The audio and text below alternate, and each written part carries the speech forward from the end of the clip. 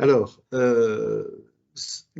pour rappeler très rapidement l'origine de ce colloque, il y a 2 ans au CHAM, qui est une manifestation qui se caractérise en particulier par la prise en compte d'un certain nombre de grandes décisions. On avait eu un CHAM sur One Health et on s'était aperçu à l'époque, je m'étais aperçu que les différentes personnes qui étaient présentes en tant qu'intervenants et aussi dans la salle ne connaissaient pas du tout le concept. Et non seulement elles ne connaissaient pas le concept, mais c'était un peu dommage parce qu'il y avait même des présidents de syndicats qui étaient là, par exemple. Et quand on les interrogeait, One Health, c'était quelque chose qui ne leur disait rien du tout. Et puis, la fondation de l'Académie de médecine et la Fédération européenne de l'Académie de médecine, des académies de médecine, a demandé d'organiser 2 colloques en janvier et en juin sur le même thème, où on avait parlé d'ailleurs de choses extrêmement techniques comme ERA, comme le ICDC, comme les politiques de lutte contre les zoonoses et l'antibiorésistance. Et le mot d'ordre à la fin de ces colloques, c'était mobilisons-nous pour faire en sorte que One Health devienne quelque chose de réel et traverse l'intégralité de la société pour en faire une cause commune pour nos 67 millions de citoyens et les différents acteurs qui sont dans la société civile. Et puis, comme en France on parle beaucoup, on s'est dit avec l'équipe, ce qui serait bien maintenant, c'est de rentrer dans une phase où on va essayer de faire quelque chose qui soit quelque chose de concret, sur lequel on va non plus parler de concept, mais on va essayer de partager avec des intervenants choisis pour leur qualité, des expériences, des modes de contribution, des modes de travail entre acteurs pour donner de la réalité au concept de One Health et voir comment on peut, d'une certaine manière, contribuer à faire passer le concept dans la société civile, et en particulier, puisque ce qui caractérise l'auditoire de ce type de colloque, en particulier les professionnels de santé, les associations de malades, enfin les gens du monde de la santé. Et on a la chance d'avoir Muriel Vessier-Tossa, qui est directrice à l'INRAE et qui est microbiologiste et qui sera notre grand témoin pendant toute la durée de ce colloque.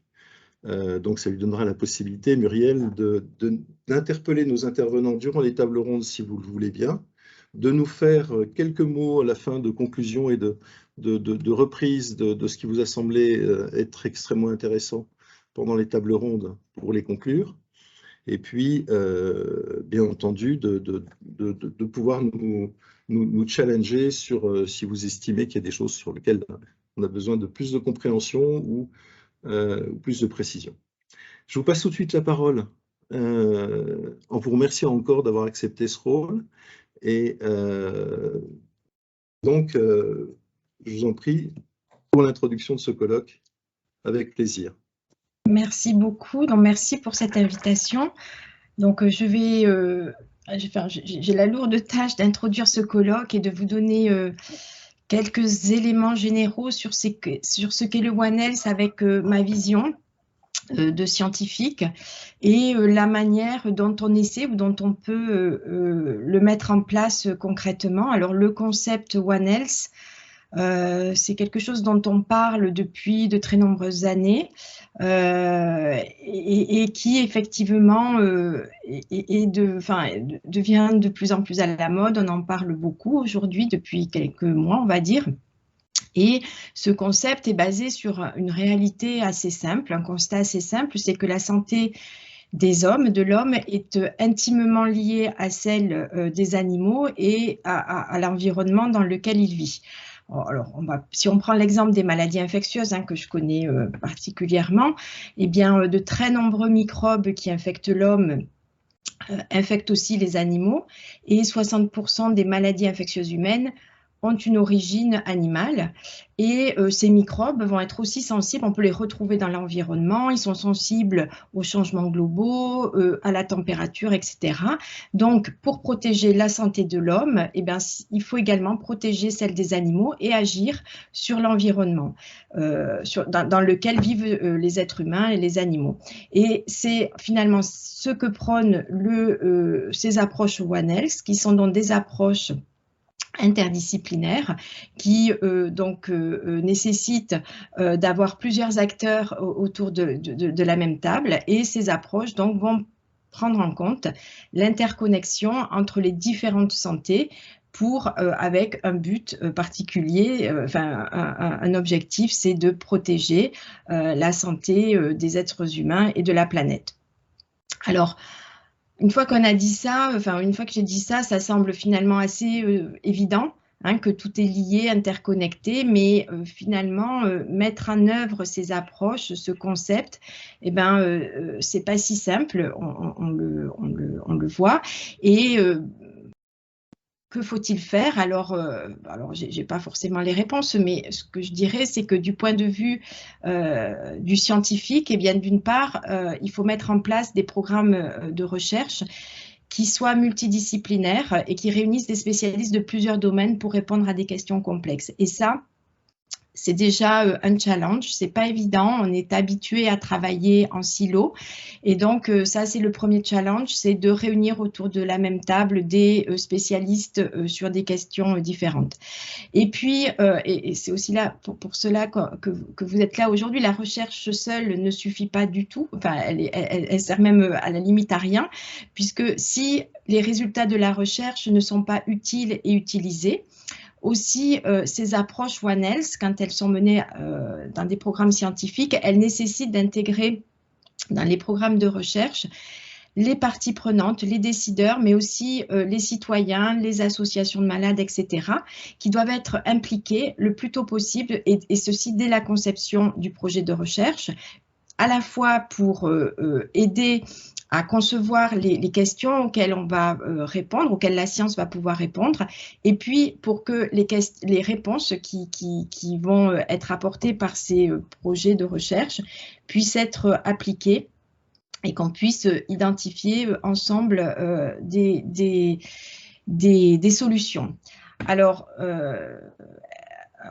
est-ce que ça fonctionne? Est-ce qu'il y a des exemples concrets de ce qu'on pourrait mettre en place, de ce qu'on a pu mettre en place? Eh bien, en fait, si on se remettait il y a à peu près 2 ans de ça, je dirais pas vraiment.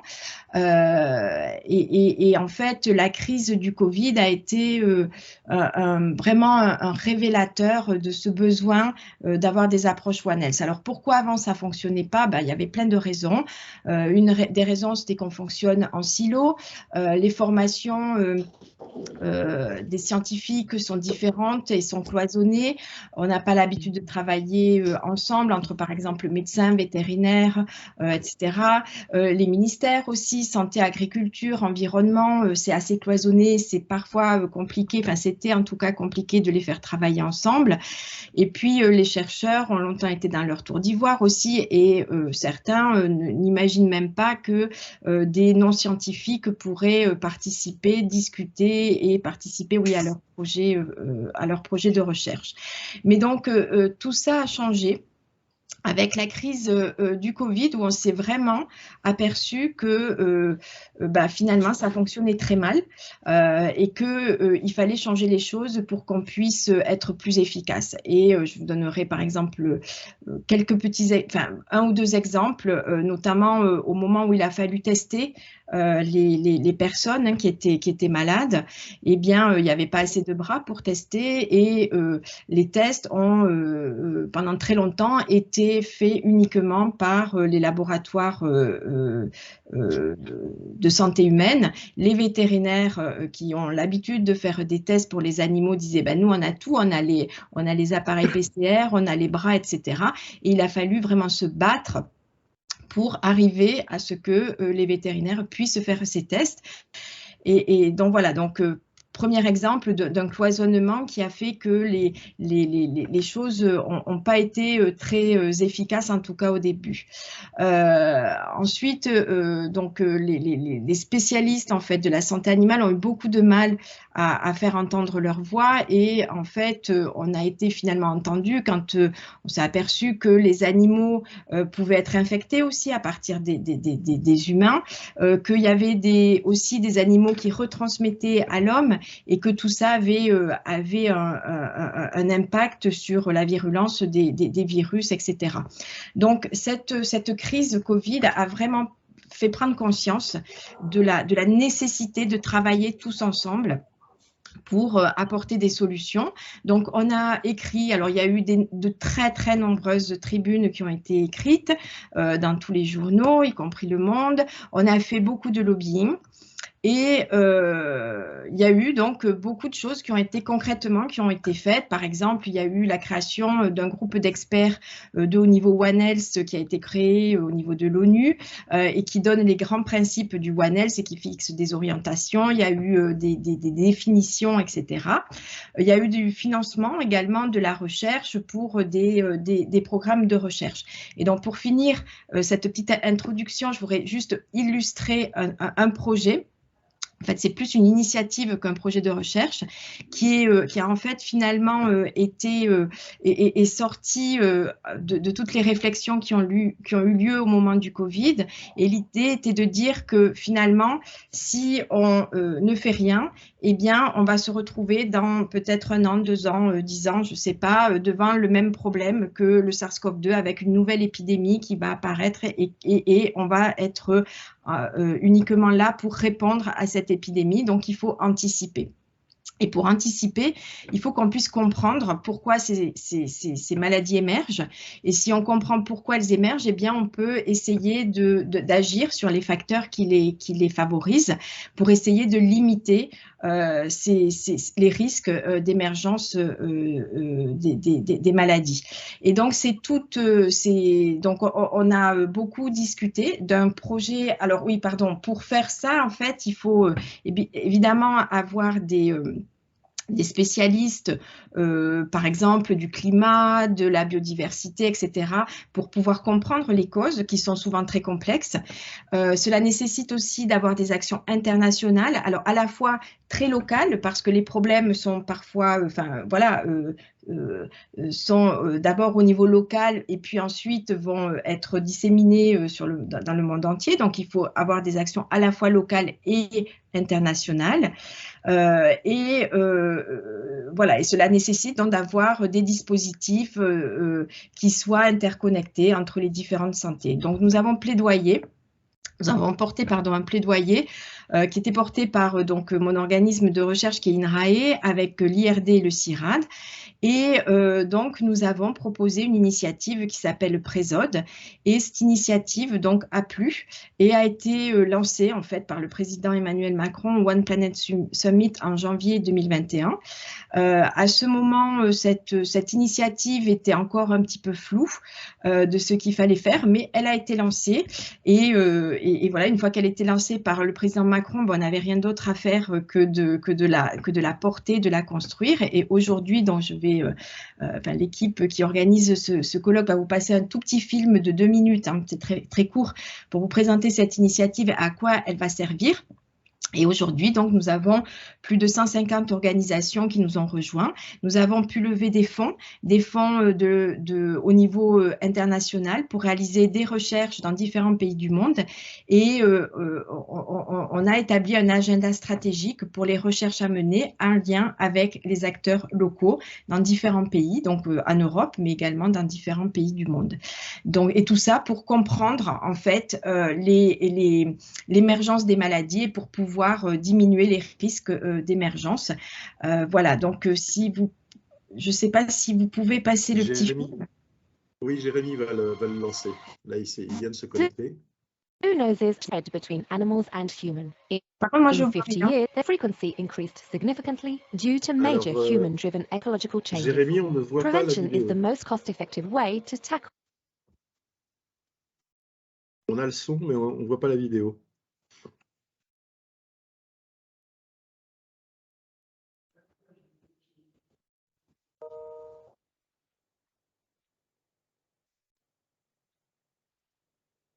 Est-ce que c'est bon? On voit toujours pas la vidéo, là.